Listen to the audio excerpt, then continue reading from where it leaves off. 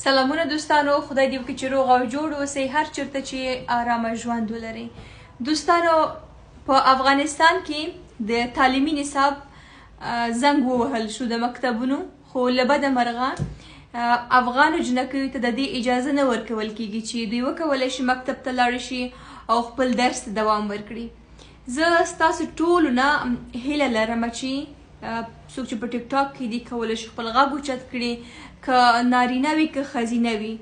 موږ او تاسې ټول باید غږ اوچت کړو. دوستانو، باور وکړئ که موږ او تاسې غږ اوچت نه کړو هیڅ څه به مو نه شي، همداسې به د افغانو نجونو غږ خاموشه وي. نو زه ډېره خواشیني څرګندوم په دې باندې چې په افغانستان کې اوس عربستان نور هیوادونه هم مسلماني دي، اسلامي دي، خو لیکن هلته کولی شي ښځه بزنس وکړي، ښځه کولی شي تعلیم وکړي، ښځه کولی شي تحصیل وکړي. په افغانستان کې ولې نشي کولی؟ زه دې ته حیرانه پاتې یم. نو زموږ هیله د طالبانو څخه دا ده، د اوسني حکومت څخه زه مطمئنه یم چې دا ویډیو به د هغو پورې رسیږي، ځکه چې بار ما چې څه هم ویلي دي د همغه مسؤل کسانو پورې ویډیو رسیدلې ده.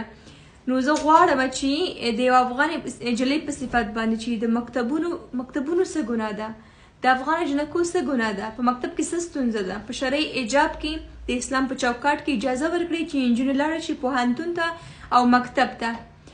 زه دا نه وایم چې ولې هلکان ځي مکتب ته جنکۍ نه پرېږدي. بدبختانه په افغانستان کې نه هلکان بېچارهګان روز لري نه جنکۍ. هلکان هم چې هغسې باید دوی لاړ شي مکتب ته هغسې نه ده، خو افغانو جنکیو غږ مه خاموشه کوئ. دوستانو، ټول غږ اوچت کړئ چې د تعلیمي نصاب د نجونو پر مخ باندې هم خلاص شي.